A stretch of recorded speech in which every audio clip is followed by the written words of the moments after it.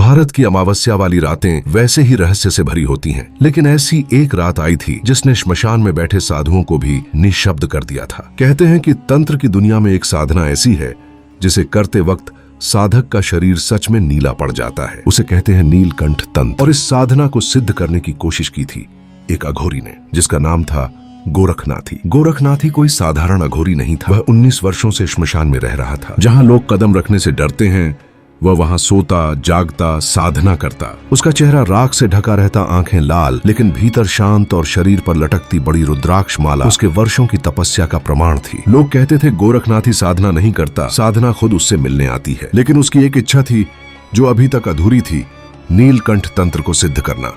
नीलकंठ तंत्र किसी किताब में नहीं मिलता, न ही कोई गुरु इसे आसानी से बताता है। यह वह साधना है जिसे सिर्फ वही कर सकता है जिसमें शिव की तरह विश्व सहने की क्षमता हो। अगर मन डगमगा गया, अगर साधना एक भी कदम गलत हुई, तो परिणाम मृत्यु होगा। ये गोरखनाथ ही जानता था, लेकिन वह ये भी जानता था कि साधना की दुनिया में सबसे खतरनाक रास्ते ही सबसे बड़ी शक्ति देते हैं। अमावस्या की रात, चारों ओर काला सन्नाटा, दूर कहीं एक चिता की धीमी आग, नदी के किनारे गहरा अंधेरा। गोरखनाथी ने अपने सामने भस्म और सिंदूर से एक विशाल तांत्रिक यंत्र बनाया। चारों कोनों में 4 दिए रखे जो बिना हवा के भी कंप पा रहे थे, जैसे कोई अदृश्य शक्ति उन्हें छू रही हो। वह यंत्र के बीच बैठ गया, अंगारों जैसी आंखें, शरीर पर राख और हाथ में त्रिशूल।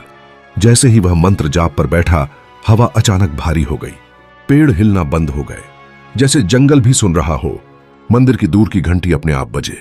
किसी मनुष्य ने नहीं, मानो देवता स्वयं संकेत दे रहे हों। धुआं ऊपर उठने लगा, धीरे धीरे, जैसे कोई अदृश्य आकृति उसे घेर रही हो। और फिर सबसे डरावना क्षण आया। गोरखनाथी का शरीर धीरे धीरे नीला होने लगा। पहले हाथ, फिर चेहरा, फिर पूरा शरीर। नसें काली होकर उभर आईं, आंखें आधी खुली, लेकिन चमक ऐसी जैसे कोई अग्नि जल रही। उसके होंठों से एक सफेद धुआं निकलने लगा, जैसे वह जहर पी रहा हो। दिए जोर से कांपे और एक उलटी जलने लगी। देखकर ही रूह कांप जाए। तभी यंत्र के बाहर भारी कदमों की आवाज सुनाई दी। कोई दिख नहीं रहा था, लेकिन रेत पर निशान बन रहे, जैसे कोई तीसरा अनदेखा अस्तित्व साधना में शामिल हो गया हो। गोरखनाथी शांत बैठा रहा।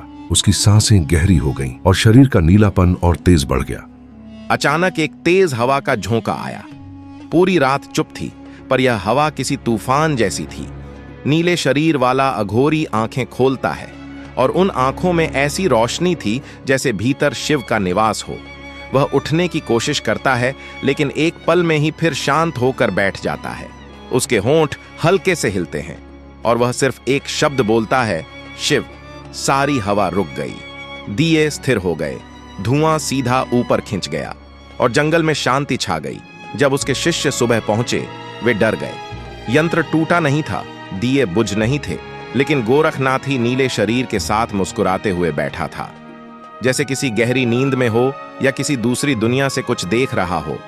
उस रात साधना सफल हुई या असफल, किसी को कभी पता नहीं चला, लेकिन उसके चेहरे पर वह मुस्कान आज भी श्मशान के साधुओं में कहावत है, जिन्होंने शिव का विष धारण किया। वे वापस लौटकर इंसानों जैसे नहीं रहते। कहते हैं नीलकंठ तंत्र आज भी किया जाता है, लेकिन केवल वही साधक इसमें कदम रख सकता है जिसका मन पूर्ण शांत और शरीर पूर्ण तपस्वी हो। क्योंकि यह साधना केवल शक्तियां नहीं देती, यह आपकी आत्मा को एक ऐसी जगह ले जाती है जहां से लौटकर कोई पहले जैसा नहीं रहता।